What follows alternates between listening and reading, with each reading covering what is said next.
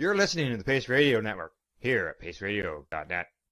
The views expressed by the individuals during this broadcast are their own opinions, and they may not be the same as those of their group or other organizations they may be involved with.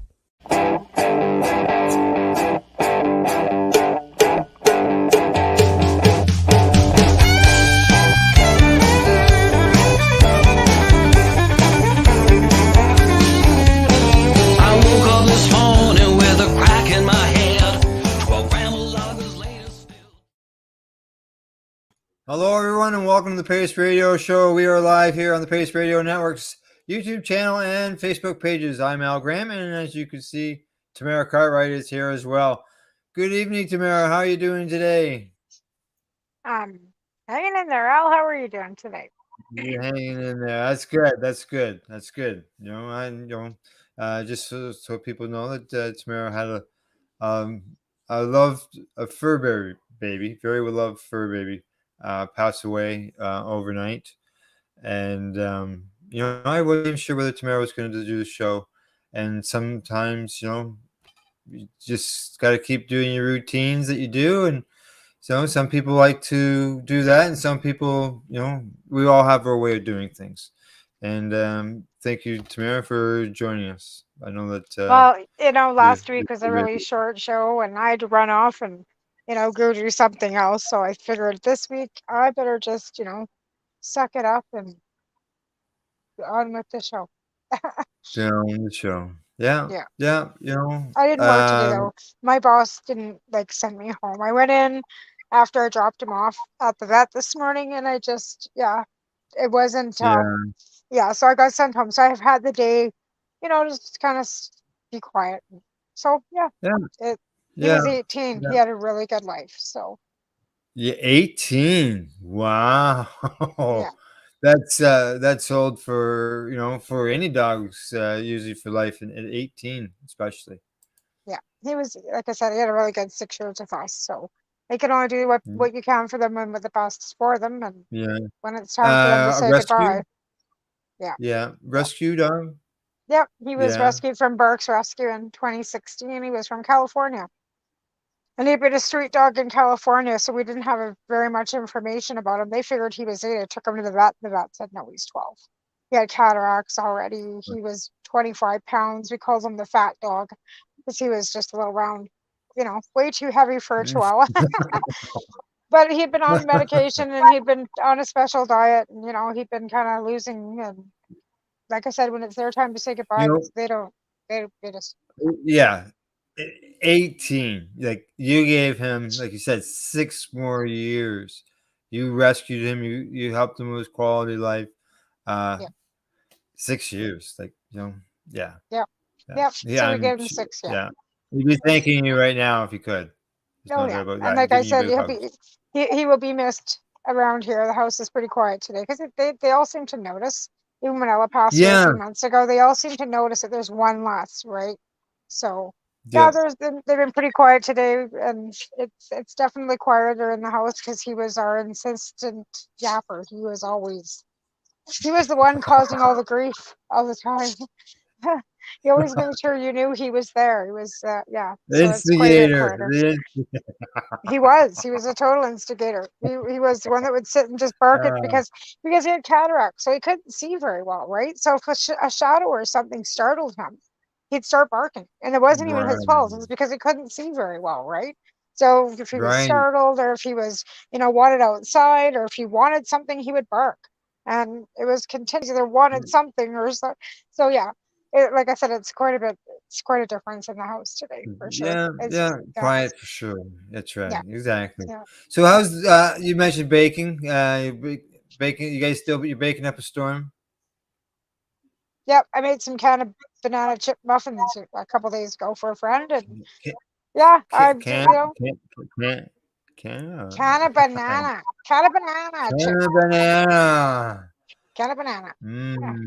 They sound good. Yeah. With chocolate chips, did you say? Chocolate chips? Yeah. And I made them sugar-free. I used Xylox. So because it was for a friend of mine who's diabetic, so she can't have she shouldn't have any sugar, but she monitors herself. So, but there was zero Right. sugar put in these, so it was zero sugar with like a few chocolate chips just to kind of add some, flavor to the banana. But Flavor, yeah, no, yeah. yeah. So they were sugar You got free. sweet and They sweet. turned out pretty fabulous. So yeah, they were good. Good. Good. Yeah. Yeah. Hi, Edible. Doug. Oh, I see Doug Edible. saying hi to us. Hi, Tamara now from Yes. Doug Yes, Sakura. they So hi, are. Doug. Hi. Hi, hi, Doug, Hi, and hi. Yeah, Michelle. Yeah. Hi, well, guys. yeah.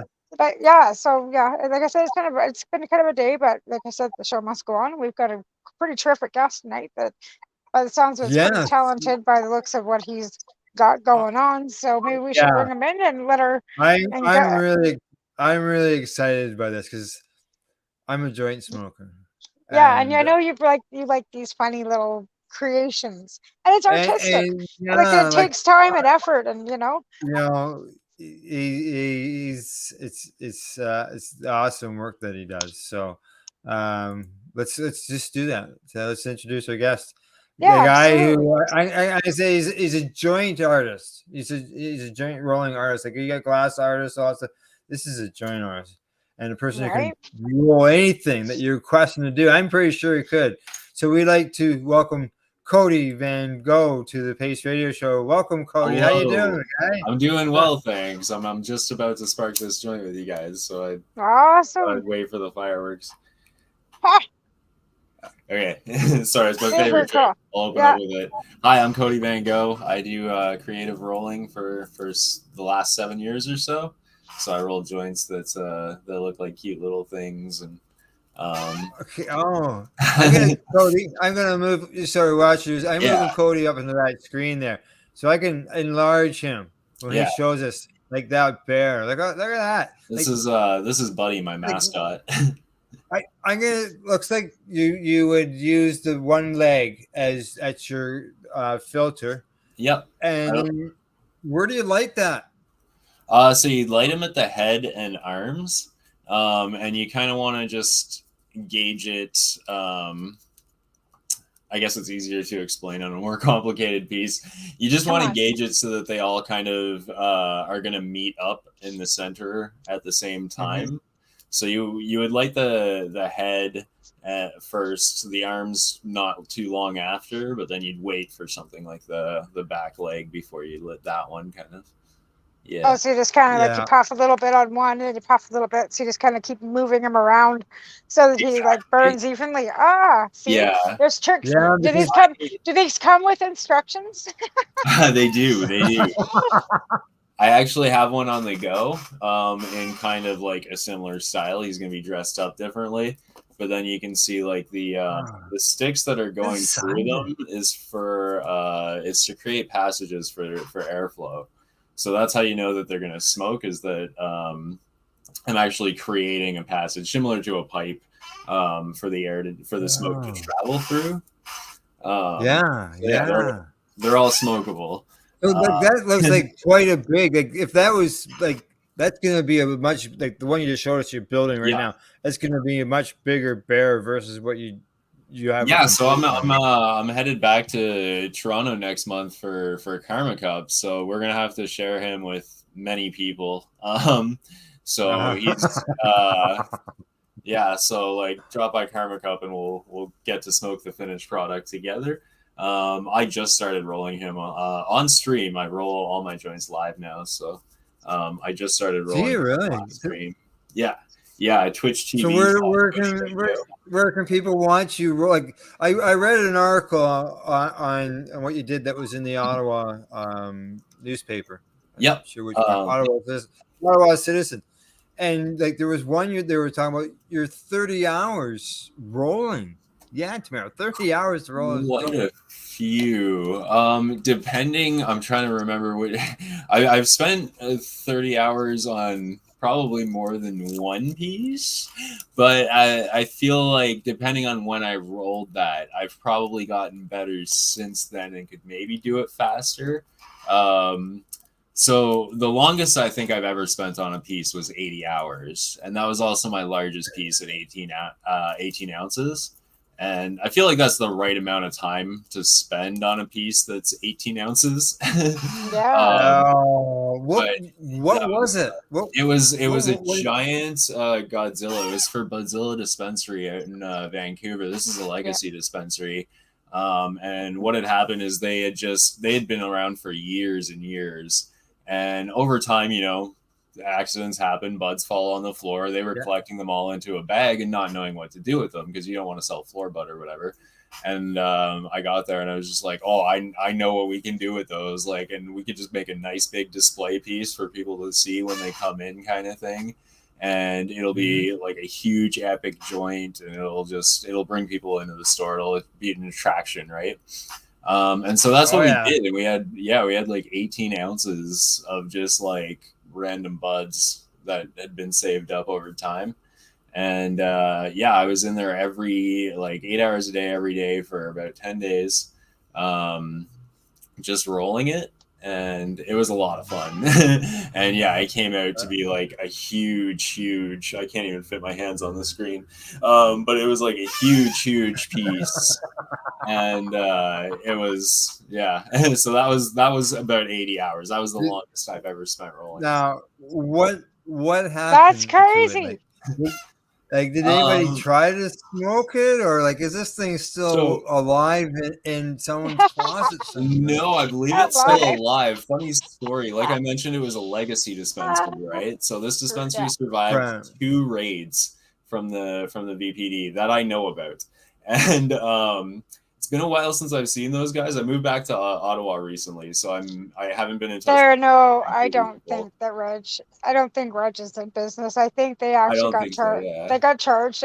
From the last thing I heard, honestly, is they were charged and they were losing everything. Okay. And that's rumor mill, but it's kind of like a few of them that proceeds of crime, and they were proven that everything was bought with proceeds of crime, which meant houses, vehicles, everything gone. Oh no! Let's hope it didn't end life in an incinerator somewhere. Yeah, but the joint itself survived two raids because the police didn't know what it was. So like they didn't even acknowledge it. They just walked right by it. They took everything else, and they told me that they were really tempted to smoke it after the police left because they left with everything else, but they kept it. They didn't smoke it, and that happened at least twice that I heard about. But I think they got into some trouble, so I'm not sure where it is now. I have multiple joints in police custody. It's one of the reasons I went to BC in the first place was because I lost count of how many joints the Toronto police had, especially after Project Claudia, Project all that. Because that used to be my whole gig. These days I work at a head shop, and I'm like trying to just grow more like a crowdfunded type thing through the Twitch and the Instagram, and my merch. Check it. You can buy my merch. So these days I'm trying to do more of a crowdfunded thing because I can't just go drop these things off at dispensaries, that kind of stuff anymore.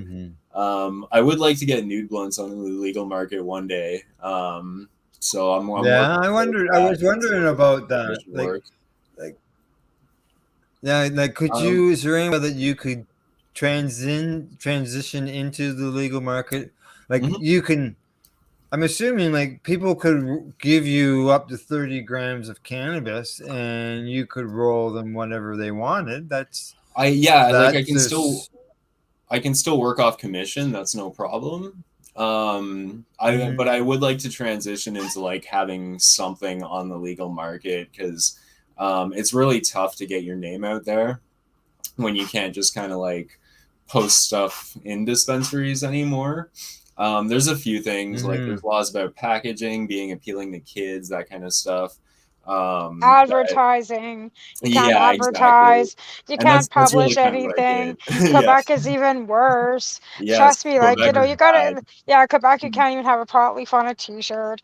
Like like I said, the laws that we, the regulations that we do have, are there's good and bad, and these are the bad side of it. That there is like no advertising. Everything has to be like. I was shocked to see like pink panties could actually have a pink package, and that the OG Bud actually has like a blue package rather than just the brown or the black straight packaging now. So they're allowed to actually like put color, like they can use like purple or blue, not just straight black anymore. But again, like there's restrictions on everything. Like your logo has to be like Yeah. non even like you can't even have a cannabis leaf pretty much on your logo.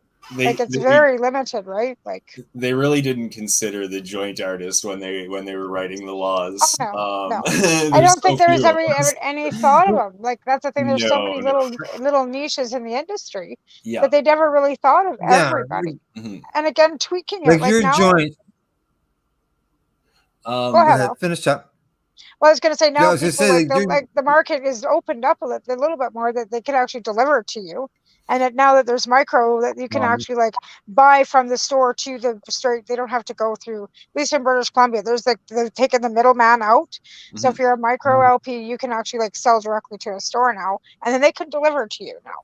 So things are changing. So you never know, right? Like, we keep hoping. I'm wondering if Cody could get a processing license and he would actually get his cannabis. You could buy his cannabis, and his process would be these specialty joints for a company.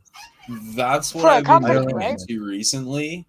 And the big issue, really, it's not so much with getting the license as it is that, like, when I was doing, like, I used to have a pre-roll company for the legacy market called Nude Blunts, which were, like, 3-gram paperless joints. And I could get done 2 boxes of those in a day, which is about 48 units. And, like, because it was just me by myself doing it by hand kind of thing.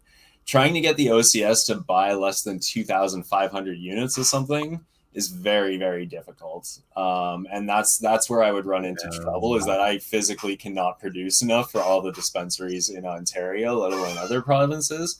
And it was cool when I could just like drop it off to 1 or 2 bougie dispensaries where people are going to pay a little bit more money for the better product kind of thing. But now that everybody's buying off the same plug, like the OCS, it's a bit trickier. I can't just pick out where I want it to go. So you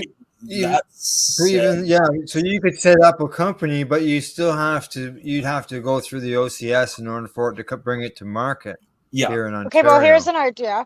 How about just throwing this out there? Why don't you approach a licensed producer that already has everything in place, and have them use because then you'd have their product, right, that they could use as advertisement, which really is an advertisement, but they're allowed to promote, right? So you go to a licensed producer, you show them your talents, and maybe they'll pick you up, and maybe they'll put you to work as a consultant or as part of their marketing, and this can be part of their marketing angle, because like I said, that's where these kind of things are going to have to be kind of set into, is go to a bigger company, have them, as much as you don't want to work for somebody else, but even with edibles, like a lot of the edible bakers and stuff had to get into the bigger market by going to work for or sell their recipes to, right? So unfortunately, that's where the angle is, right? I am working on. I am working on something like kind of behind the scenes right now. It's still in its early stages, so I can't say too much about it. What I will say though is that like the pre-rolls that are on the legal market, and mostly just the methods that they use to make them, the machines, the cone filling machines, I don't think that's the correct way to do things. And I think I can do it better. So I think that's like the next thing that I'm going to get into, because like over 7 years of just creative rolling and technical rolling and that kind of thing, I have picked up a few techniques, but also I know a little bit of background information about the paper making process, about like the machining process behind these things. And I think like putting that into action would be a good step. Because I in a sense I almost want to improve like the whole market. I think like cones are not the answer right now, and there's several other. And using the stock and their grind that they use to put in them is not the answer. Yes, exactly. So the crap that tastes like pencil shavings. Yeah, no. Yeah. So I think like going to market, I might go in more of a direction like with that where that embraces the machining process, because I think right now getting something hand rolled onto the market just isn't the way to go. I think it'd be very, very taxing on me. And Oh, Well, it's yeah, finding be enough rolling people. Well, 24/7. it is too. yeah, Like here is finding enough people that could actually do what you do, and then have Well, people that's want the to other pay thing them too. what there they're aren't a worth, lot. right? Yeah, And that's the exactly. overhead. Nobody wants to. Like Mhm. everybody's screaming, "Oh, we don't have enough employees. There's job shortages, or there's employment." Pay these people what they're worth. Then, Yeah, they're all screaming about we can't find staff because you treat staff like shit and you don't pay them what they're worth. So don't even, you know what I mean? Like exactly. this is where the shortage is because people are sick and tired of being paid shit wages and doing 10 times the work that they're, you know what I mean? I'm not saying that everybody does, but that's it. Straight Yeah, goods. Nobody wants to work for $15 an hour and get treated like shit. exactly. Yeah. Yep. And that's No Yeah. matter what So industry. so you just said that you've been rolling for 7 years. You've been Mhm. doing this for 7 years. Yep. Now, what got you started in it? Um, it's sort of like I was always just kind of the roller of my group, and even like going back to university days, I loved making cross joints, tulips, like cross joints that went into cross joints and all this. Specifically, like it was one day when there was like a plumbing accident at my house, and a bunch of my stuff was lost, like just in a flood. And I was lucky that my weed was upstairs, like sitting in a bag on the table. And I happened at the time to have juicy cotton candy papers. I probably have some right here, actually, which are the exact same color as the dress that a girl that I work with wore. She was leaving work, and so I decided to roll something for like the party. So I rolled a cross joint with like a tulip on top, and I was like, oh, that kind of looks like a person. And then I dressed it up to look like her. And when I brought it in and like saw people's reactions, they were floored, and they instantly started like challenging me to see if I could roll it. The next thing was a guitar and like a few other things, and it started putting ideas in my head into like, can I do that? And I started just playing around with it and figuring them out. You've got some more. You got some more doobies there, right? Some more Yeah, joints let's show there. some If more. you've got any there that you want to show us as you're talking about this, I'll put it up on So, the screen there okay, so this that is people can see. this is Your Forger. She's from an anime called Spy Family. I haven't actually watched it yet. I just saw a lot of people dressing up like her and drawing her, and I was like, I can do that. So yeah, I put this one That's together. super cool. I like fairly that one. Yeah, That's like rad. how would you? I'm gonna ask this probably for every joint. Yeah. Now, I guess do people? Would someone smoke that, or was it be more of a collection thing that they would keep to show? Because like these things are it's like this, and yeah, keep showing us more joints. These are awesome. Yeah, so a lot of what I have on me, I just roll in like shake or less than quality bud because I need showpieces to bring on the shows like this. This, however, was rolled fairly recently. She's still very fresh, and I was hoping somebody would be interested in her. So she is actually So rolled. what would a piece like that go for? What would you charge for that?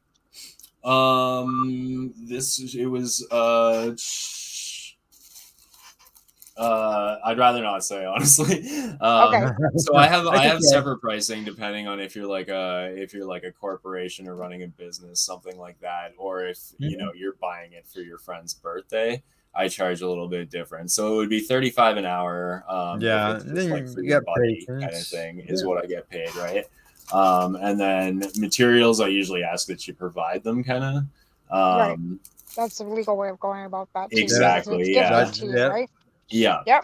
If you're doing it for a business reason, I'm gonna charge you a bit more. It'd be like $65 an hour for the labor. Which I still think is very, very reasonable for anyone running a business. At the end of the day, I want to be doing this for people just buying it for like presents and their friends kind of thing. Right. And then this piece here, like I think I can make something that's affordable for anybody. This piece here I spent a long time on. Absolutely, she looks like it's well. Yeah. Well, look at the complication. Like, look at the layers on her dress and everything. Like, that is absolutely, like, that's gorgeous. Oh yeah. Like, The nobody hair. who would want to smoke that, right? Who would want to smoke that? You just want to keep that as a piece to look at. Like, Yeah. She's even got garter belts. Like, right? Oh yeah. Yeah. Garter belts. Yeah. Watermelon papers. It's part of. And those are all papers, right? These are all rolled with rolling paper. Yeah, everything is. So the colored papers are like juicy papers. Right. I have Buddy in a suit here.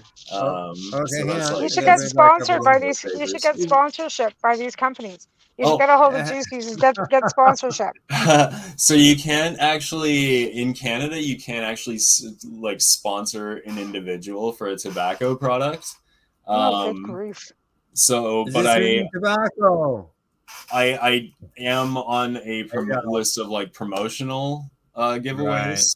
So I'm entitled to like X number of papers through their promotional giveaway stuff because I do promotion for them. Yeah, absolutely. Weird how that works, but there's always a way. Yeah, absolutely. That's like I said. Mm-hmm. That's excellent because seriously, like this is a real talent. Like none of us could do that. Like I could barely roll a joint without looking like it's pregnant. Never mind doing something like that. And I've been rolling joints for a lot of years. So the method of rolling that I always try to push is the plumber's joint, which is, I don't know where my joint went, but that was a plumber's joint. But yeah, the plumber's joint where you actually just have a passage for airflow going through it. And I always tell people that it doesn't matter, if you roll perfect cones, if you roll cylinders, or even if you roll pregnant. Like if you're rolling with the right techniques, you can get a better joint out of it. And the plumber's joint, what it does is it stops resin buildup. So it makes it so your joint burns more consistently or tastes more consistently throughout because you're always just burning that green bit. You can break open a roach. It'll be just as green as the time you put it in. Unlike most joints, if you just roll it in the traditional style, it comes out totally brown. So I would check that out. I've got a few tutorials about it that I've done with Herb. I've got tutorials on my Twitch. And I have a tutorial coming to YouTube, but editing is hard. I'm sure you guys know. So, but yeah, there will be a tutorial on Twitch soon too. But anytime, or on YouTube soon too. But anytime you see me on Twitch, like you can just ask me to teach the plumber's joint. It's pretty simple technique that you can just add to any type of roll. And you'll get like a longer lasting, like better result. I hate to say that there's any joint that makes you like more high, but I kind of believe this one does. Yeah. Now, this plumber's joint, it sounds like it's just one that's made with a hollow tube down the middle of it, right? Yeah, there's a few caveats though. Like you have to be, you want to use the right gauge of stick, and that's very important. So I use these, which are from, I don't even know if I have a full one around at the moment, but it's the raw rolling mats that they make, which is, anyways, I don't use it for, you can ask at any head shop for a raw rolling mat and they'll probably have them. I don't use it for its intended purpose. It looks like a sushi mat, but basically I cut it apart and take the sticks from that. And those tend to be the perfect gauge for like a perfect smoke. If you go too wide on it, it can really get harsh really, really fast. The other thing too is that, so this is interesting. It took me so long to figure this out, but there's two ways that people smoke. They'll either pull it directly into their lungs or they'll pull it into their mouth and then take a breath of air. So if you're the first one, a lung smoker, like plumber's joints can burn really hot if you don't use some type of intermediate, like even just like a glass tip. I got all mine soaking in ISO right now, but like even just like a small like glass tip is enough to like cool the smoke down enough that you won't burn your throat. Or even just doing like the thing with your hands, like the little prayer thing, people do when they don't want to get germs on the joint.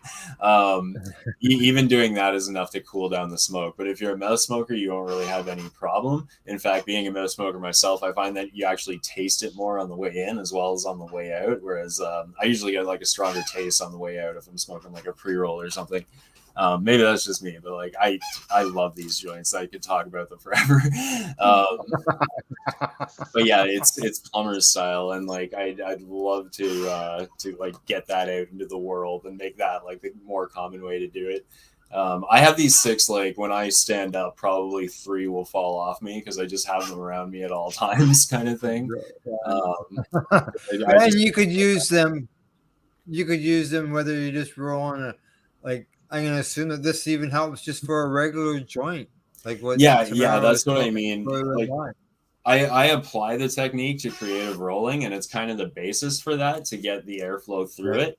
But just doing it to a real joint, what it does is it prevents resin from building up because it's not going through all the air passages, and it means that you can roll the joint as tight as possible. So all of a sudden, instead of controlling, normally like with a regular joint, right? If you roll it too tight, then it clogs up. You don't get a good toke out of it, but it burns a lot slower, which is nice. If you roll it too loose, then you might get like a nice heavy toke, but it can, it's just going to pull right down really fast. So with the plumber, with the stick going through it, you can roll it as tight as you want and always get that slow burn. And then you can control how much smoke you get through the gauge of the dowel. So you get the best of both worlds. And it really just fixes like the problem with the traditional roll.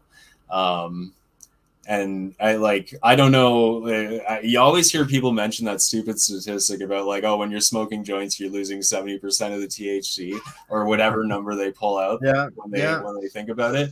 And like, I don't know how much truth there is to that, but I am convinced that using the plumber's method will mitigate that to a very, very small amount because the joint burns so slow when you roll it that tight. That like your bud is just always staying in the paralysis zone, and it's green like right until it's embered. It's a beautiful technique. I'm gonna have to try that. I'm sure. Yes, yeah, definitely. It's time for break time.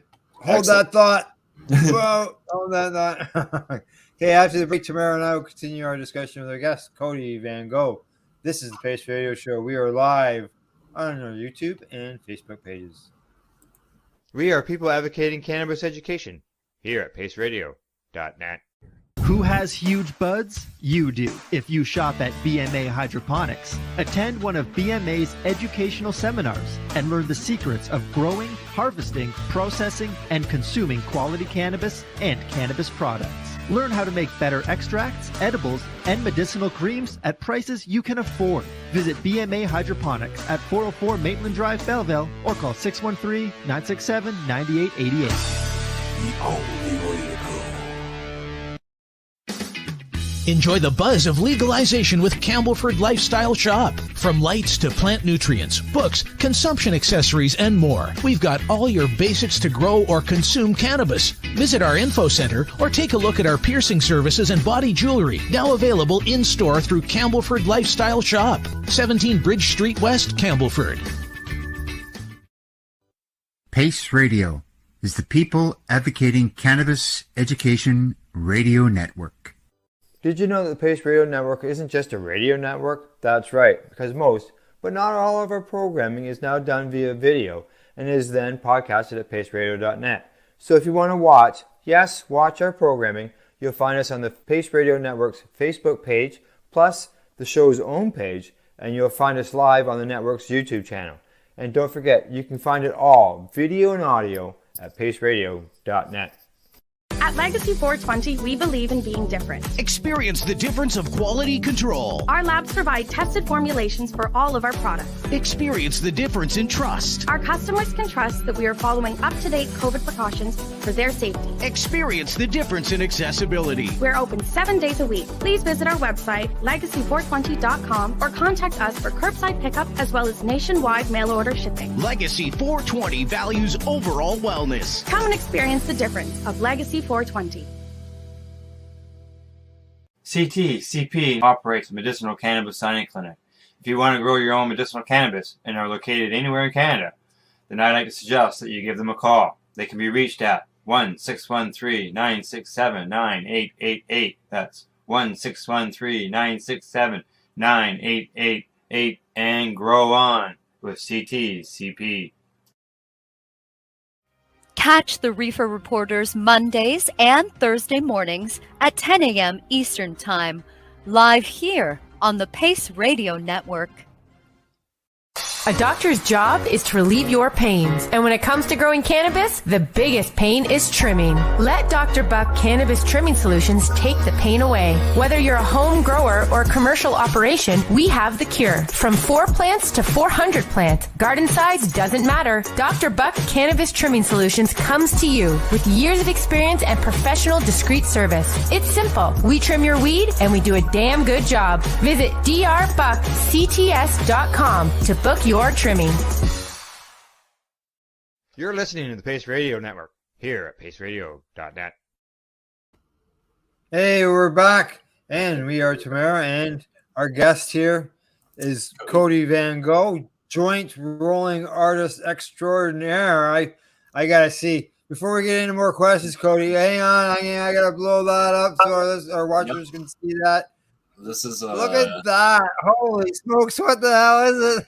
This is a mimic. I'm a big Dungeons and Dragons nerd. I'm working on a video game where all the graphics are rolled in joints. So I've been rolling a lot of monsters recently, and the mimic was one of the first ones that I wanted to have in the game. I've already made one game that was like a space shooter, and it was kind of just made in 2 weeks to get it out for 420, and but it's decent for what it is, but like it made me want to like take on something like a bit more serious. So now I'm working on like a bigger RPG style game, and I've been rolling a lot of monsters lately.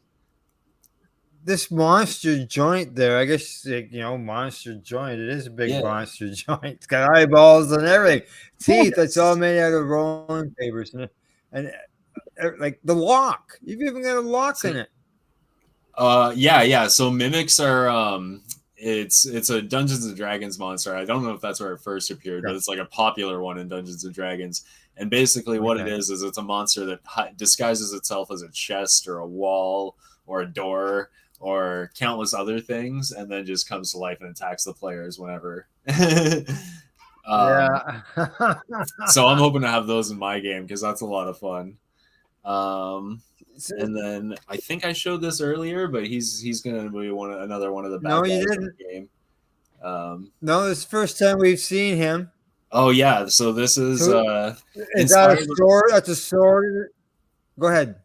Yeah, it's kind of inspired by the Ratkins from Wizardry, which is a game that I'm drawing a lot of inspiration from. So it's sort of a little rat humanoid. He's got a scimitar there.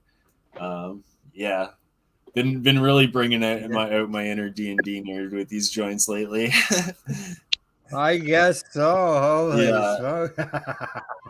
Well, some people use things like that for writing, drawing.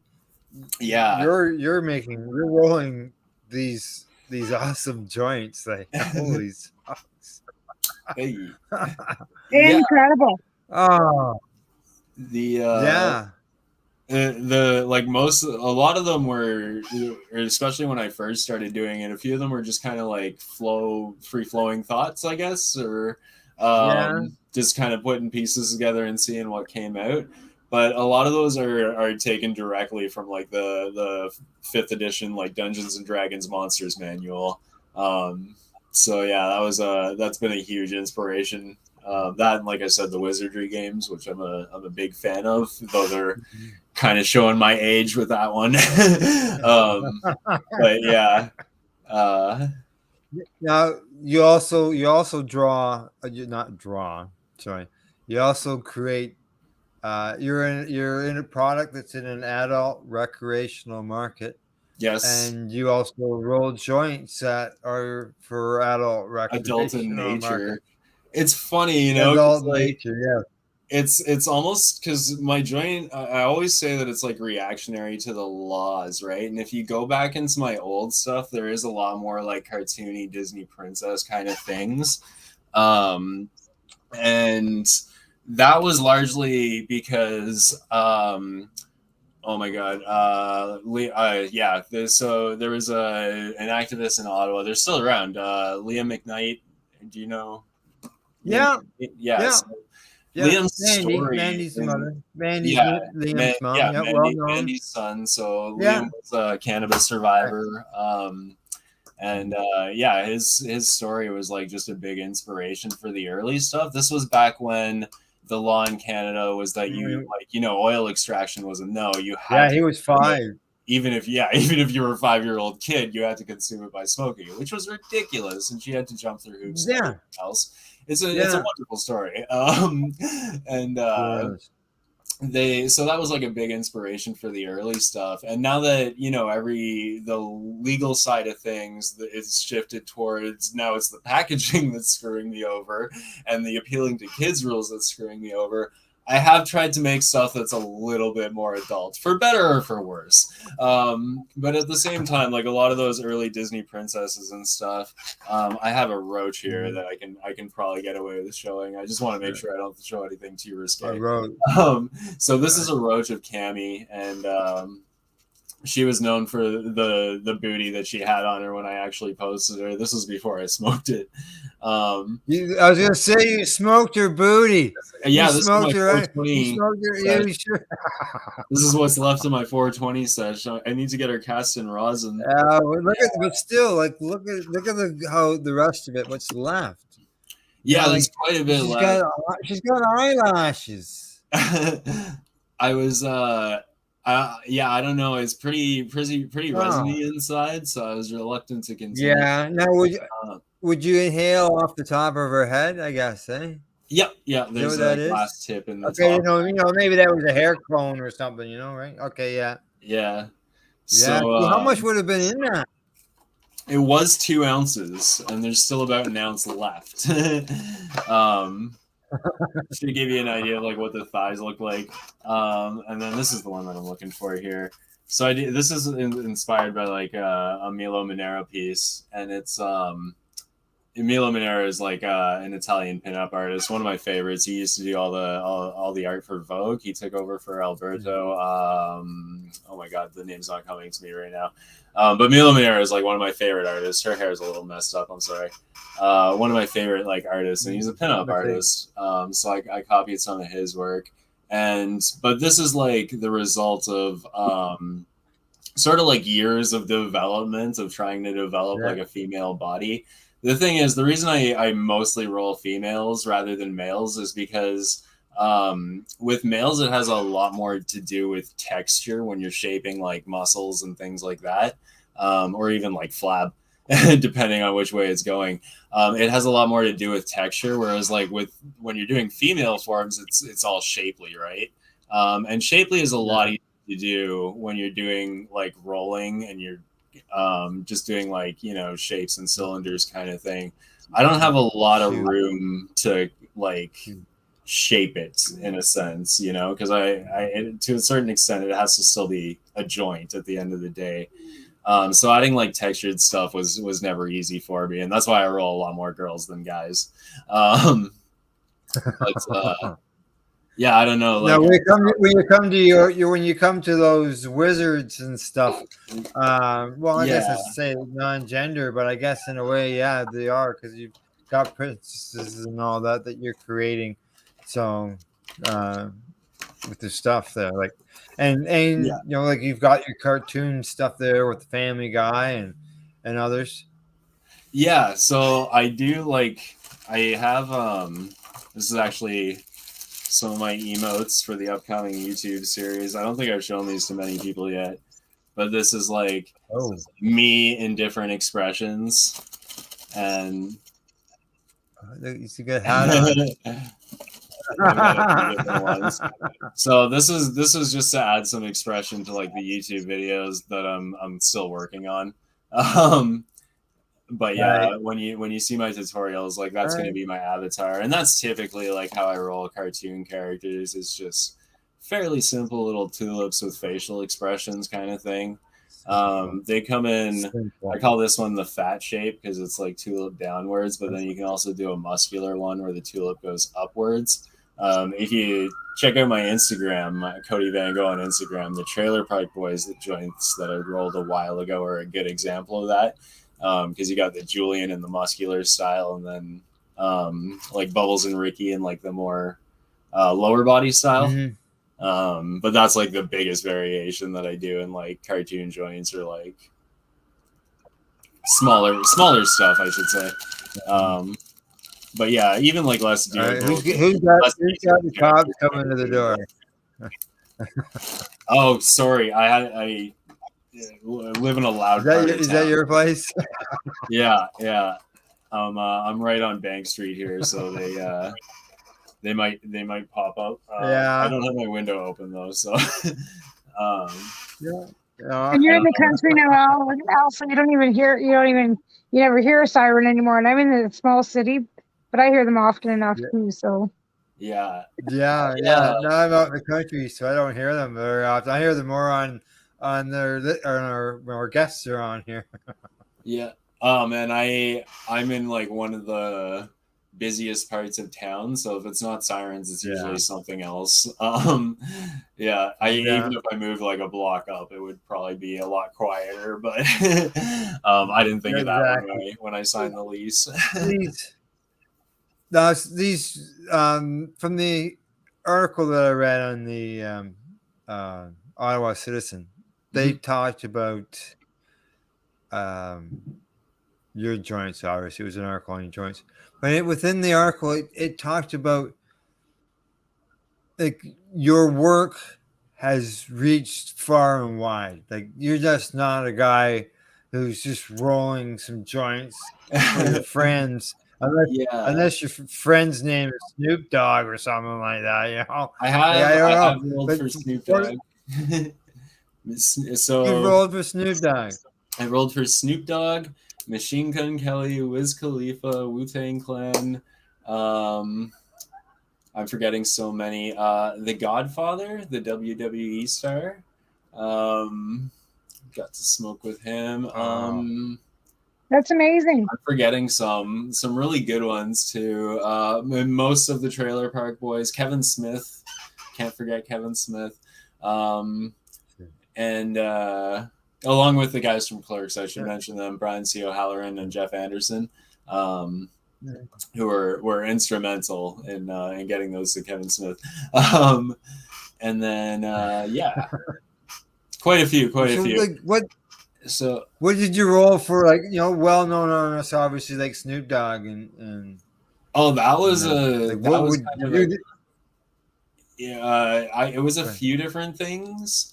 And so here's the interesting thing, right? Is like this was very early on, and he was performing with Wiz Khalifa. I forget what the name of the tour was, but it was like a big thing. And it was him, it was Wiz Khalifa, it was DJ Wu Kid, and somebody else. But it was a sweet show, and I knew somebody who was like getting backstage and everything else. So I just rolled a bunch of stuff that I thought they would like, right? And in my head, I was just kind of like, this would probably go to Wiz, this would probably go to Wu Kid, this might go to Snoop, would be ideal, but like I wasn't there for it. I just knew how to get them there, and that was what was important to me. And so I made like a box of joints, and I also threw in, at the time, like I had some production work like fairies, mice, T-Rexes that I could just do quickly. So I got done whatever I could and added that in, right? And of all things, of like all the joints that in the box, then I made dogs and I made like chains and like whatever else. The one that Snoop was most attached to was the fairy. And he took the fairy around and he was posting it all over his Snapchat all night. He was posing with people with it and everything. And it was like this silly little fairy that took me 20 minutes amidst like this sea of other joints that are like, I was like experimenting with and like, putting a lot of work into. He took one of the production fairies and he loved it. So that was an interesting one. Yeah. And then Wiz Khalifa's mom took one. And then, I didn't actually hear about Wiz getting one until a while later. But basically, like, everybody else who was there took a photo one. So, like, I think Wu Kid took the glasses that I had rolled for Wiz. Was the fairy, and then I know Wiz's mom took the dog, but Wiz didn't. I didn't end up rolling for Wiz until a while later, when actually I get, this was another case of like I had given a joint to somebody else as a gift, because they were going to the Wiz Khalifa concert and we're going to smoke it there, and then the next thing I know, Wiz Khalifa just posted with it. So that was yeah. Like, do they tag you when they post it, or you just happen to come along? The and good happen ones to see do. it, or? I'm not going to name names. Yeah. But the good ones do. And I Yeah, will say that, like, probably one of the best interactions, there's two people that I really like to mention, and that's like Machine Gun Kelly, who reached out to me, and like, you know, I didn't, that was another one where like I didn't get to meet him, but afterwards he went out of his way to like make sure that I was credited, and then also like chat with me for a bit, tell me that he appreciates the work, follow me back, that kind of thing.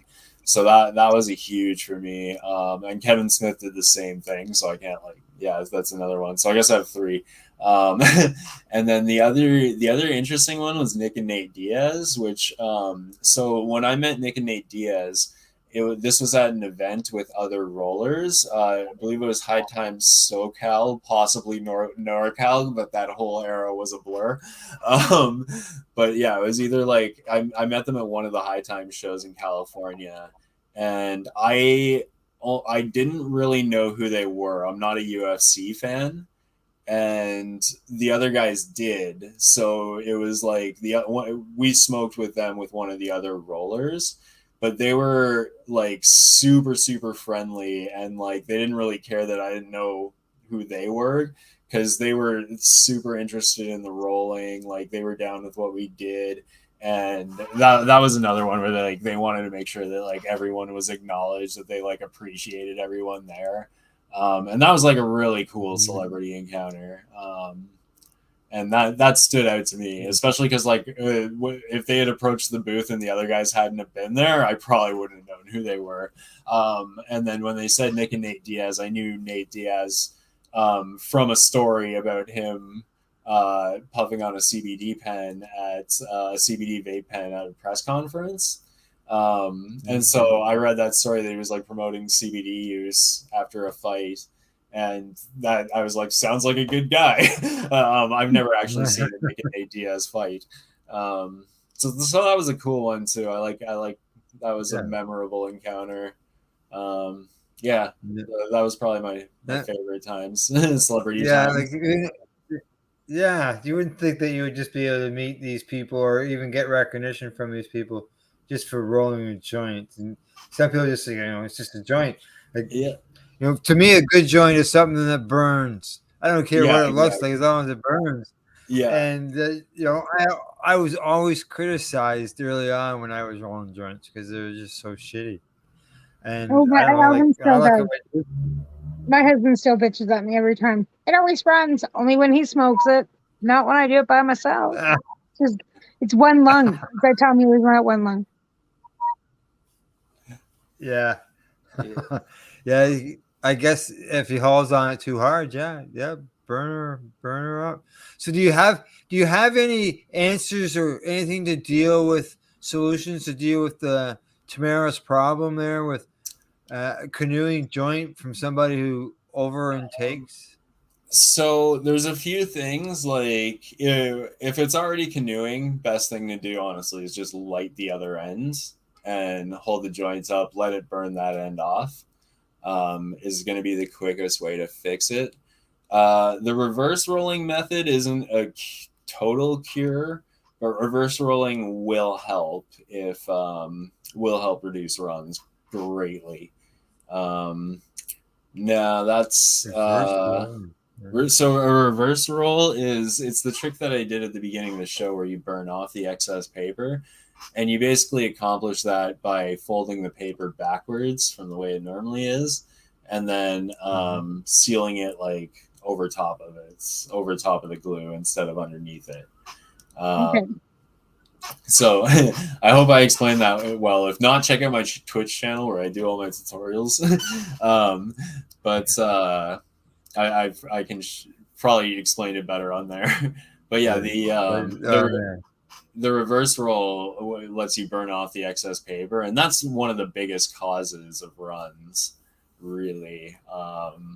But like if it's air pockets, air pockets too, yeah, and again, plumber's joint. Just roll it tighter, and in a plumber's joint, that should definitely help get rid of any air pockets. I agree. I think, Tamara, you might have to go to the plumber's joint style. Yeah. And see if that helps. Yeah.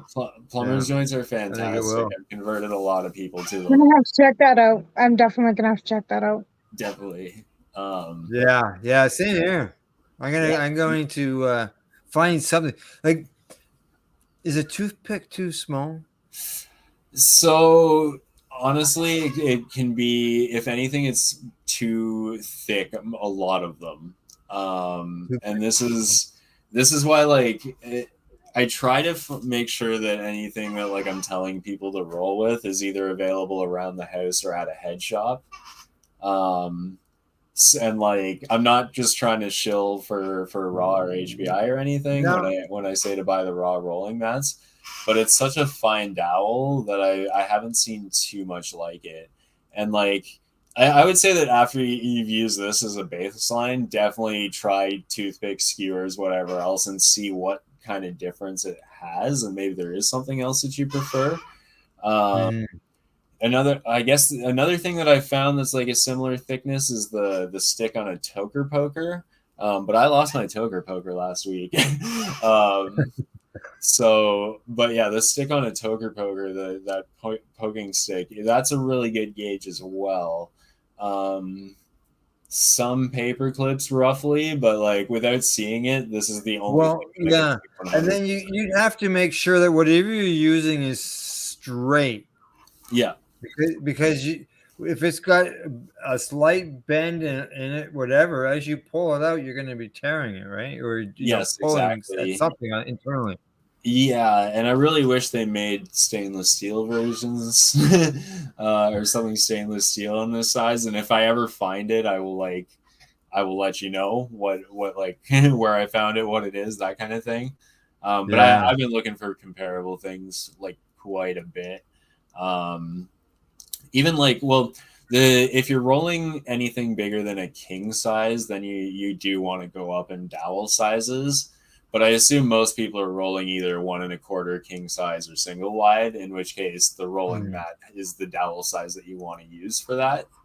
But yeah, if you're picking up like, one of those 12-inch papers or something, you might need a bigger dowel if you're rolling a huge window. But like, I just recommend people start with this as baseline, because sometimes people use like a skewer or something like that. And the smallest difference in gauge can have a huge effect on the hit that you get. So you're really having it's you'd have to probably try a few different. If the first one doesn't work, keep trying. Yeah, but I think like this size of a dowel is going to be best for most people. Most people that I've converted to rolling like this have one way or another gone and grabbed a pack of the raw rolling mats, cut them up, and then taken the sticks from it. Because like everybody is going to try it with a home skewer and a toothpick and everything else, and I can't stop you from doing that. But if it does burn a little harsh, maybe give it a second chance and like try it with something like this. And like I said, you can always cool the smoke a lot better with like any sort of glass intermediate. With a dowel this size, you don't really need to. Like your basic like cardboard filter is going to be fine. Yeah. And then like I can show you somewhat the effects. Like I found that joint again, thankfully. But I'll actually tear it open and show you just what I'm talking about here.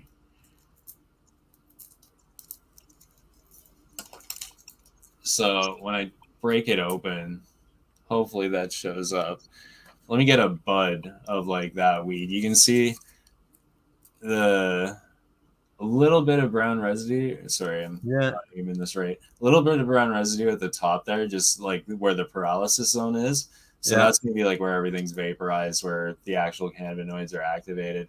But everything below that is pretty much just as green as like I saved a bud as the bud that went in. So it's not filling out full of resin and exactly. Yeah. So it should make it so that each toke is like gonna taste the same as the first one, and also so that you're not smoking the last like 10% of it for 50% of the time, kind of thing. But it comes out like green as it went in. So that's interesting. Yeah. It's, I'm gonna have to. Because then you don't have people say that roaches are no good. Throw your roaches in the garbage. Well, if your roaches are all like that, you would want to save that, and then you could smoke that roach, because then it'd be just like putting a bunch of fresh pot together and smoking it, right? Exactly. Right. I could throw this right into a bong. Right. Yeah. Exactly. All right. Great time again. Excellent. Off we go. Commercial break. I see Gail. Say hi, Gail. Hi, who? Hi, Gail. We see Gail. Hi, Gail. Hi, yeah, Gail drops in every once in a while in the background to say hi. Oh, that's the highlight of our show. Gotta say hi to Gail. Yeah, she just got out of the shower, she says. Getting ready for that, what is it, 5 o'clock alarm? Yeah. I get to hear it too, guys. So. All right, off to break we go. You're watching the Pace Radio Show. We're live here on our Facebook and YouTube pages. Talk to you on the other side. You're listening to the Pace Radio Network here at paceradio.net. A doctor's job is to relieve your pains. And when it comes to growing cannabis, the biggest pain is trimming. Let Dr. Buck Cannabis Trimming Solutions take the pain away. Whether you're a home grower or a commercial operation, we have the cure. From 4 plants to 400 plants, garden size doesn't matter. Dr. Buck Cannabis Trimming Solutions comes to you with years of experience and professional discreet service. It's simple. We trim your weed and we do a damn good job. Visit drbuckcts.com to book your trimming. Pace Radio Network. By patients, for patients, and for those who want to know.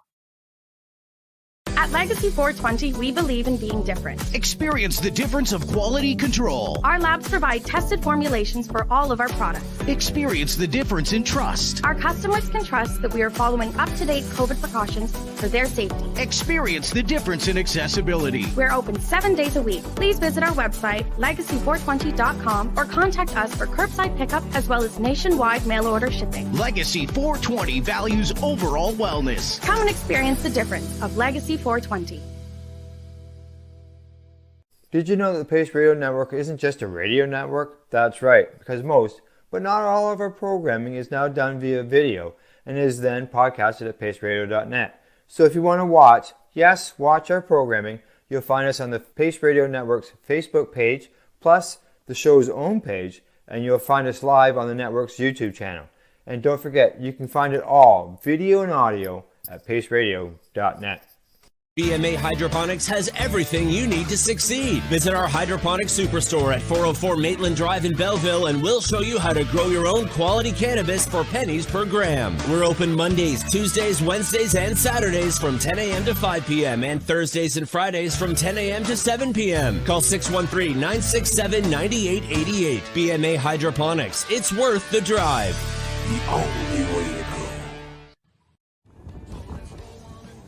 Hi folks, Scott from stpattiesday.com here, and we're absolutely stoked to tell you about our brand new program called Pass the Peace Pipe and our partnership with Legacy 420 out of Tyndonega. We are absolutely proud to be partners with these people. They are an amazing group that have helped so many people with their amazing cannabis medicinal products. And we are working together to gather funds to build the first ever Indigenous-specific opioid addiction center here in the Bay of Quinte area on Tyndonegin land. So we need your help. We need you to repost this video and go to our GoFundMe campaign, because on this October 17th, St. Fatty's Day, we are going to be starting the campaign where we pass the peace pipe from one side of the country to another to unite our country, to gather awareness, but most importantly, funds to build opioid addiction centers across the nation, one build at a time.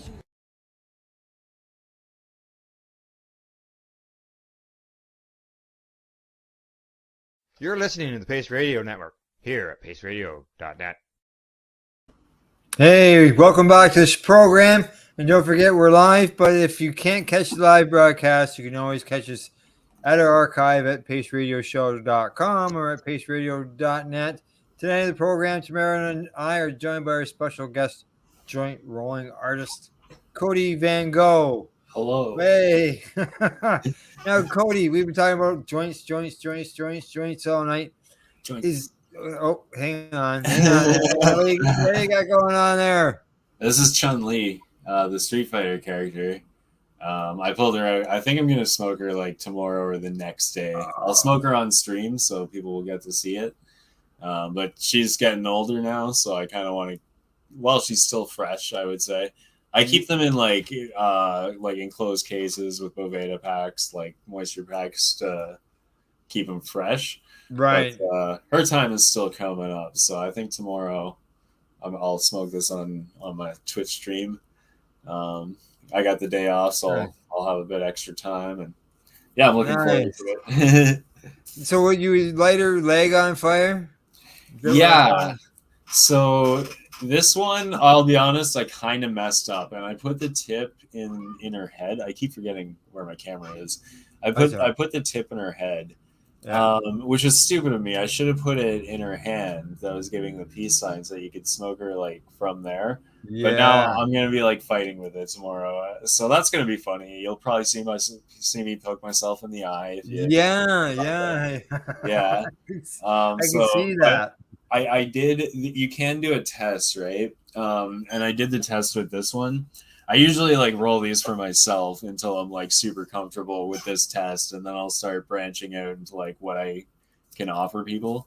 But basically, like if you hold the lighter up to the very end of it and then just blow through it, then if you see the lighter form a jet, let's see if I can get it done. So that means I'll have to probably clear the passage again. She's been around on a few trips since I first set this up. So, but it's easy enough. Like I'll just skewer her again to clear the passage. Oh yeah. Until it gets up there, and then you'll know that it's smokable when you see the lights on the lighter like start to jet out. That way you can tell that there's air getting through. Exactly. So, yeah. Now, is that just straight up her leg into the top of her head, or is there another passageway down her leg? Hit the leg and it breaks off here, and then this arm is connected from the elbow. That one is all the way connected. Sorry, I got to get in front of the camera, but yeah, this one is connected from the elbow. Most of the forearm is just for show. This arm was connected, but again, that was kind of a dumb move, and I'm gonna burn myself if I try to light it. So I think most of what's going to be smoked is like the same parts that you smoked that you saw on the. You can do partial smoking and then keep the rest of it for a later time. Exactly. Yeah. But so you smoked the butt off that last one. Exactly. A leg off of here. This style, like you'll notice that they're very similar, right? And so this whole style is still just something that I'm experimenting with. Mm-hmm. So I have been smoking a lot of them myself and like figuring out how to keep them working. And it's getting better with each one. Like I'm confident that this is gonna smoke well. Oh, yeah. Like I said, I need to do a little bit of skewering tomorrow before I actually go at it. But all you do is stick the tube back down through the hole again. Exactly. Yeah. It's not as if you hole there once before. Yeah, they took a tumble at kind, so a few of them right now need a couple of repairs, but for the most part, they're actually quite durable. Yeah. The repairs that I have on the other ones are just like pieces of paper that fell off here and there that I gotta fix up. You saw the pinup's hair is a little bit messed up right now. Like some of these have been around. But like I say, I do keep showpieces on hand that I never intend to smoke, and all the monsters for the game right now, I'm waiting to get like some really nice photos taken of them for the game. Some photos that'll be easy to work with. So yeah, I've got sitting on a bit of a surplus right now. Now, is there, when you're rolling all these papers, are they all like, I think you did mention Juicy J's earlier. Is that what you use all the time, or is there other ones that you? There's other ones. Is there some that you stay away from? Yeah, I stay away from any French papers. That's anything made in France, I'm not convinced it's actually made in France. France doesn't really have the kind of rice and hemp production going out of there to make papers. They used to, from about 1550 to about 1900-ish. They could have made papers in France, and they had a lot of wonderful brands. And then, throughout the 1900s, all those French brands got picked up by a company called Republic Tobacco, and largely, I have to guess, outsourced to China. It's a much more secretive company than something like Pure Hemp or Manueli Costas or like HBI. It's like you don't like see reps for those French papers out to get answers to your questions. So I had to look into a lot of this. And when you look into like textile exports from France, not a lot of like rice and hemp production of stuff. So I'm kind of convinced that a lot of that is being produced in like China and then shipped over to France for labeled. The one exception is that there was like a small hemp farm started around a church around 2005. Strangely, the same year that like HBI distribution really started picking up, and like raw papers started threatening a large portion of the market. And so they kind of had to get into gear and actually, produce some better hemp than what they were putting in their papers. But it's still hard to convince me that like maybe the OCB blacks are made using like locally sourced hemp and rice, but like you're not really set up to do that in France for the amount of paper that's being pushed out of there. Whereas in Spain, there's still a lot of like farming area. There's still, it's really easy to produce both rice and hemp there. Or if they don't have enough, they're directly on the right trade route between the Caribbean and where the best hemp would come from, or like East Asia where you get the best rice. It's super easy to import into Spain. They have farmland, they have modern technology. That used to be like the key thing how Spain got its start. These days they can produce everything locally. And there's cities out there that just survive on textile production. Like Spain is one of the biggest producers of the world's textiles. It goes all the way back to grade school. Like when you had like dollar store notebooks, or you had those fancy like Hilroy 5-star notebooks that you paid a little more for, but they would last you the whole year. And a lot of that is just that paper comes from Spain. It may be assembled in Canada, assembled in the USA, whatever else, but they're using Spanish paper for that because Spanish paper is it's generally higher quality. So yeah, I tend to, I only use papers made in Spain. That's my biggest rule. There's a few brands that I pick up, and I do have a collection of papers, which includes the odd French brand that like maybe had a bit more of a legacy. Cause I know I love collecting like old tobacco stuff too, like anything, pre-1950.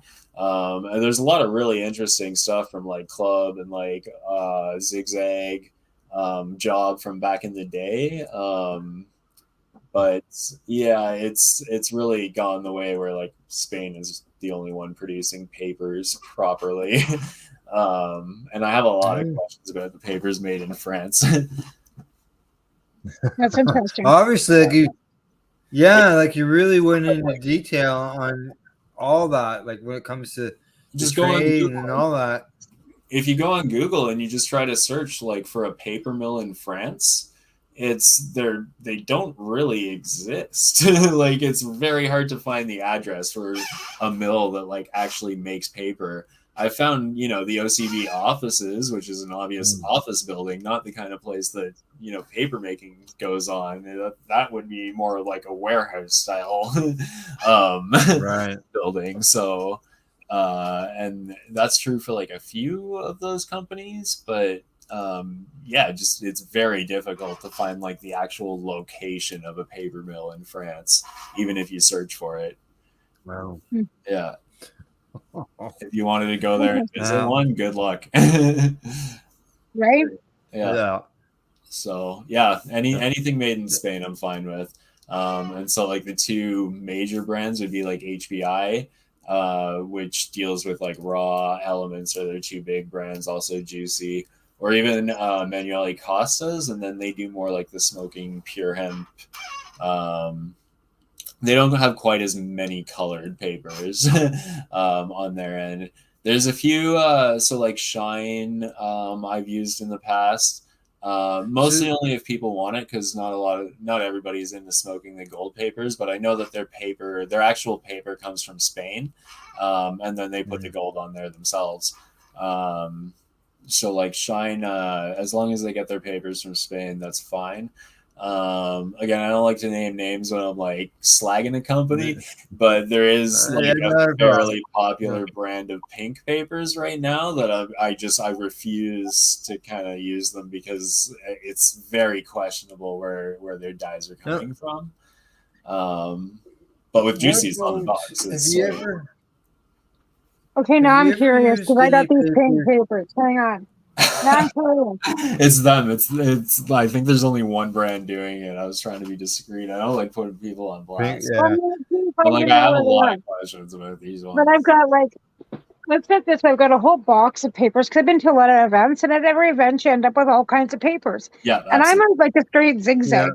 Like seriously, I've got like, these are from the local cannabis store that I go to. Yeah. And every time I go, I get papers. I've got so many papers. It's ridiculous how many papers I've got. Like, nuts. And I don't use any of them. I'll let them sit, and I'll go back to the store and buy blue zigzags. Yeah. So everybody has their favorite. If you're looking for a Spanish alternative to blue zigzags, the red elements. Red elements are amazing. Okay. Yeah. I'm not gonna. I don't know if I could. Okay, so these are the pink papers I've got. I'm just looking at where they're made. I would say that's because the blue ones are the thicker zigzags, right? Yeah. Yeah, these are like a thicker hemp paper. It's a good alternative. Elements. Oh, okay. Yeah, it's the red ones specifically. The blue ones are more like well-known ones. Yeah, I think I have some of them laying around somewhere too. Yeah, red ones are hemp and they're thicker. Hey, these don't say where they're made.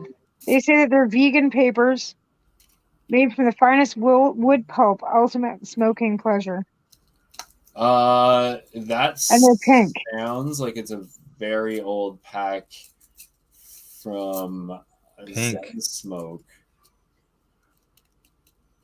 That actually would be soy ink, but if it's what I'm thinking of, this is like, oh, okay, no, that was the brand I had in mind before. It wasn't the one that I'm thinking of now.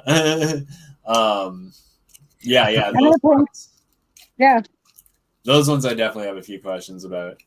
But it doesn't say anywhere on the packaging where they're made. Are they flavored?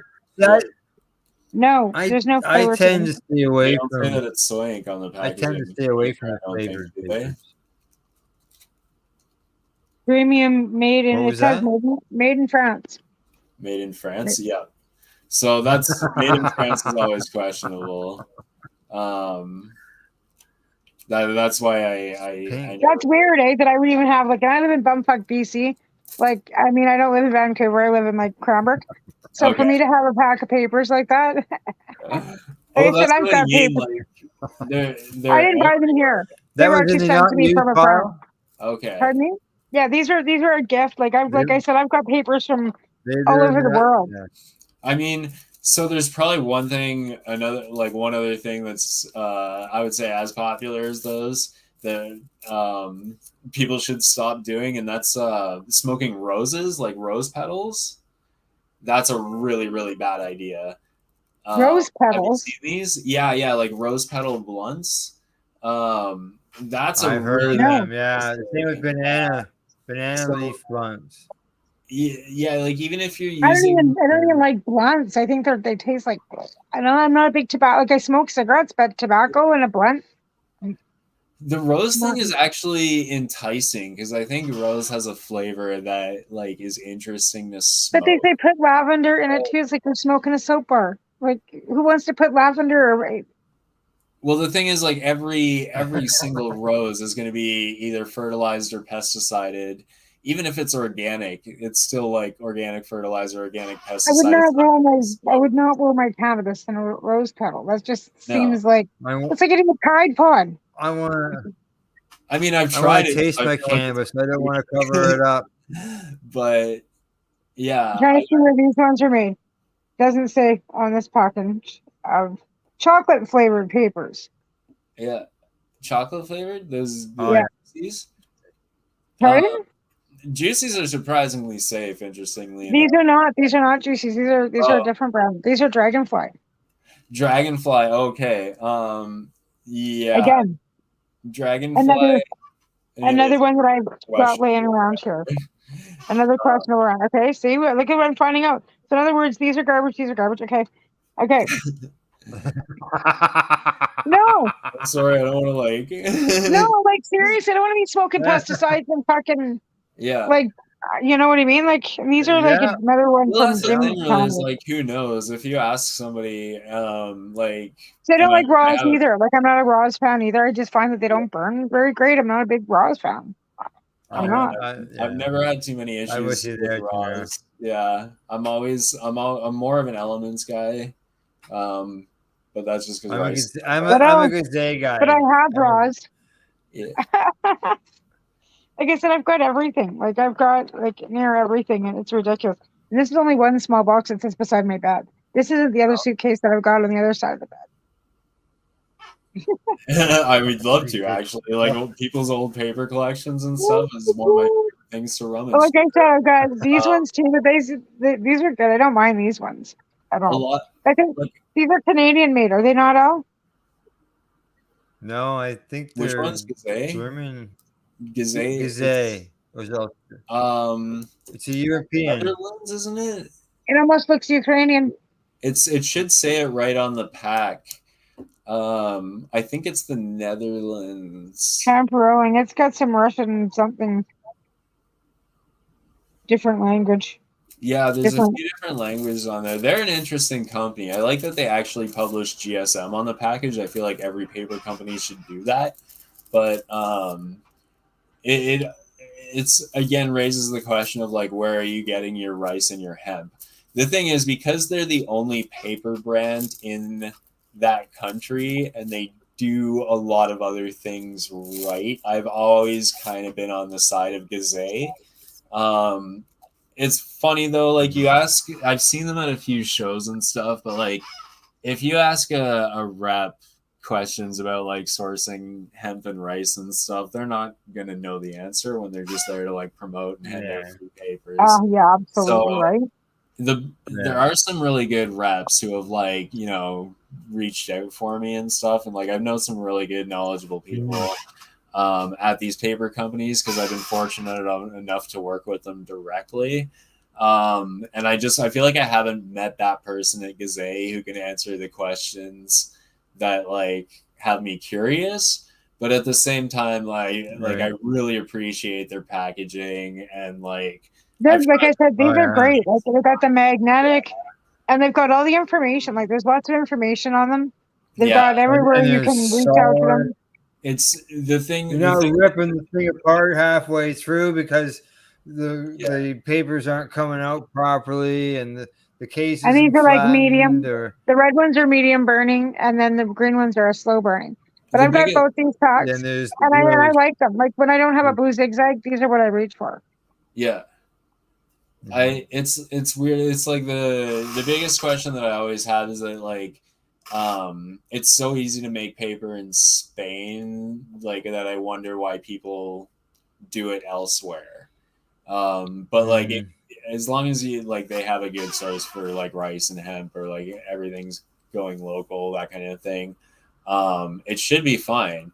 Well, this is cartoon. And It's like seriously, this looks like Ukrainian or Russian or something. Maybe even it's Greek on the back. I thought it's I've got a few packages of them somewhere. I don't usually have them on hand. I thought it said on them where they were from. Mine's just cartoon. But like I said, if that's the case, like there's a huge hemp production there was in Ukraine before all this stuff going on. But yeah. But in Eastern Europe, there is huge hemp farms. And I think that's something they kind of keep on the hush hush, that they don't like keep that out because it's close to Eastern Asia, right? And they do have lots of rice and corn and different hemp and stuff going on over there. It's just not worldwide. No one, I don't think. Yeah. Right. Yeah, the good papers too. Like I said, I've got like all these, and these are all hemp, whatever they are. Locally owned, unbleached. I don't know. Like I said, I've got several of them. They're all brown. I don't like brown papers. Anyway, those are garbage. These are garbage. Okay, we're good. Thanks for the thanks for the paper tutorial. No problem. Anytime. Yeah, exactly. Now, do you get into those big fancy papers, the ones that are, well, they don't have them every day, but the ones that used to be in the record albums and stuff like that? But I wish I had those ones. I do have a pack of 12. Like I have a box actually of the 12-inch ones. But they're like honestly, even I have trouble with rolling them. They're like way too thin for 12 inches. First of all, and I have rolls of paper, but normally I usually just stick to 1 1/4 king size, unless I'm working on. It depends how much weed I'm working with, really. Yeah. But getting into those bigger papers really takes up a lot of time sometimes. And they're so big. Like how I have those ones too. How would you like trying to handle them? Because you got a 12-inch long paper, and you got you may be covering. You can't honestly. Oh man, like so when I do extendos, I'm usually using the plumber's method, and then if I'm doing because I rolled a few ridiculously long ones, but I started cheating because they were extendos, and I was just pushing the pipe through and then rolling it around it, connecting them, pushing the pipe through, rolling around it, connecting them. So I was able to do it that way. But I think like just rolling the 12-inch papers, they're tucked away in a box still because I don't really use them that much. Even just like trying to roll 12 inches is impractical. You could probably do it bit by bit, but like I don't think you're gonna roll a nice joint that way. I would say the shorter paper is easier to handle when it comes to trying to work with your fingers. Yeah, exactly. Yeah, that's always been like a struggle. Like if anything, like go wider at that point. Get like a 1 1/2 paper or something if a king size is not enough. But like that's more of a party thing. I could do it for a party if you ever needed that sort of thing.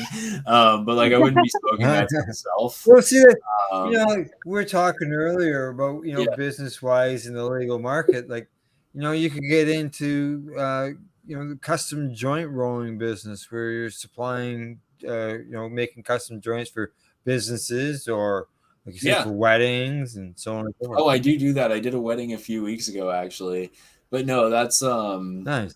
That was largely my main gig for a long time, and then it's slowed down a lot during COVID. People weren't like passing joints, that kind of thing, and that was mostly what I rolled for was like big events and that kind of stuff.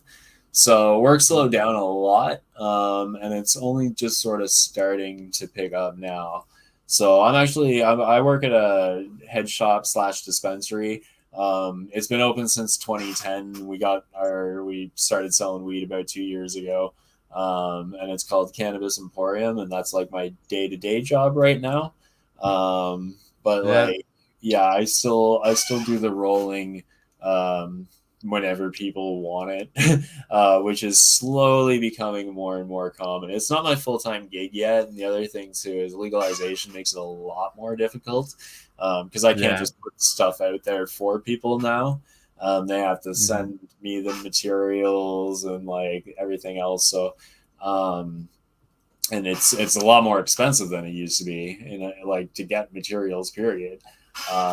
So like. It's slowed down a little bit in that way, but I'm trying to bounce back. That was my big reason for starting a Twitch, which I actually love doing. I should have done it years ago, but I used to just hang out at the lounge, and it was cool because I would meet a lot of people in person, just because they'd be like, "Hey, what are you doing over here?" After they saw me rolling a joint for an hour, wondering what was going on.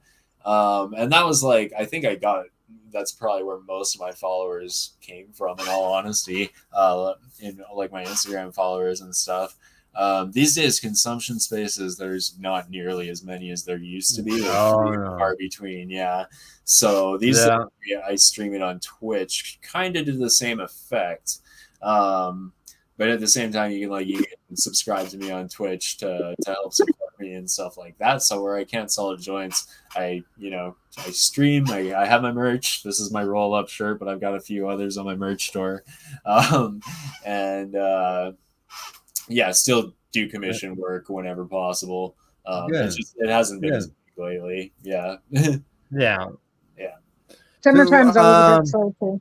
Yeah, it's true. Yeah.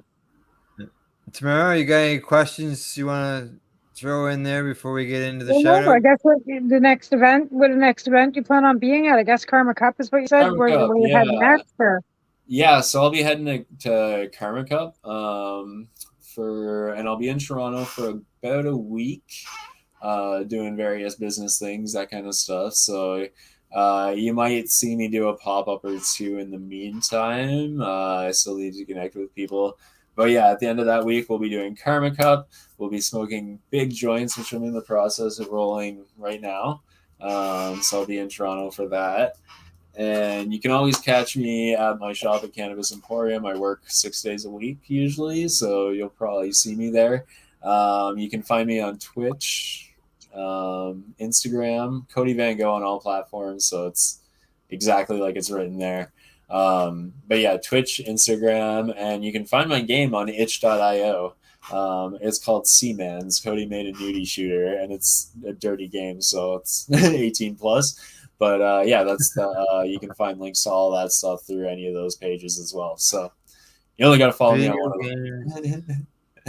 Video games with joint rolling. Yeah, all joint artwork on that one. It was when they get shot. Do they light up and burn? Yeah. It was, so actually, my friend Metz, he's a glass artist, and so I used some of his pendants that he sent me some photos of some of his pendants, and I used those as the explosion effects. So when you shoot bad guys in the game, they actually the explosion is actually what you would see in Mets pendant. All right, good stuff. Yeah. Okay, so you mentioned where everybody can find you, so on and so forth. Anything else we need to know offhand? I don't really pay attention to it. Yeah, and I'll be on YouTube soon, but that'll be announced on my other channels whenever it finally goes live. I've been busy with a few projects behind the scenes too, so I can't wait to definitely follow me on Instagram and Twitch, because as soon as I have more that I can share, I would love to. And likewise, thanks for having me on the show. You're welcome. We appreciate you. We appreciate you coming onto the program and showing us these creations that you've got there. Oh, thank you very much. Glad You know, when I saw the stuff at the glass blowing contest during the Treating Yourself Expos, those are artists. You know, the stuff that's created. Just like I'm calling you an artist, joint rolling artist, because the stuff that you create is art.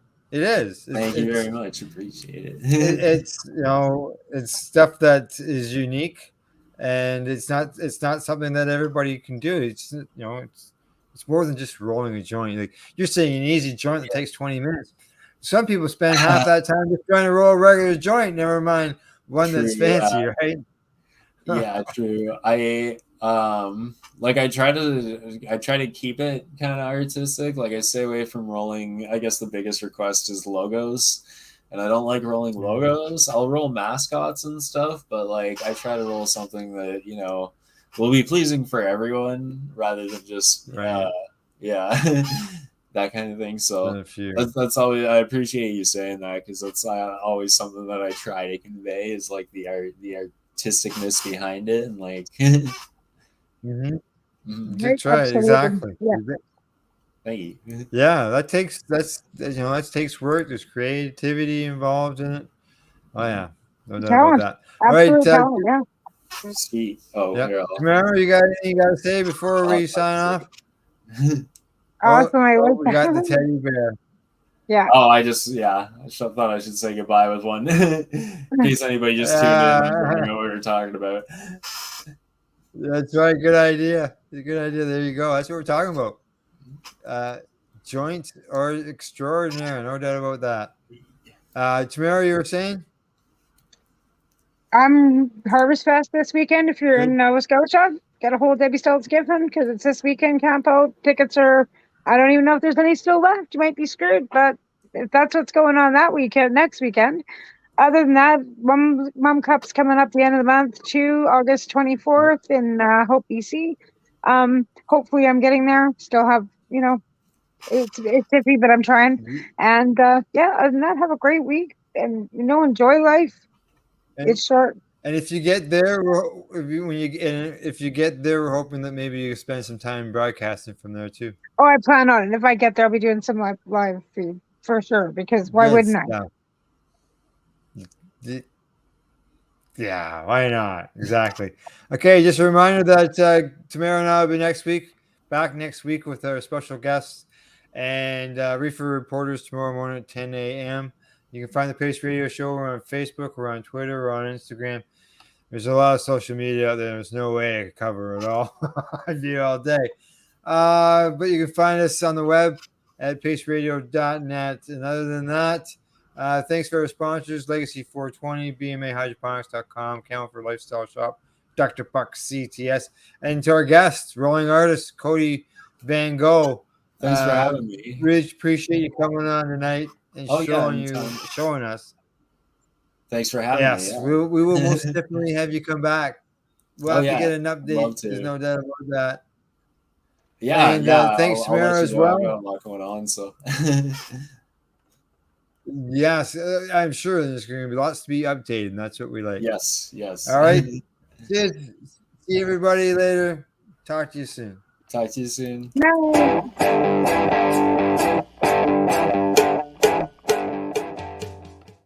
The views expressed by the individuals during this broadcast are their own opinions, and they may not be the same as those of their group or other organizations they may be involved with.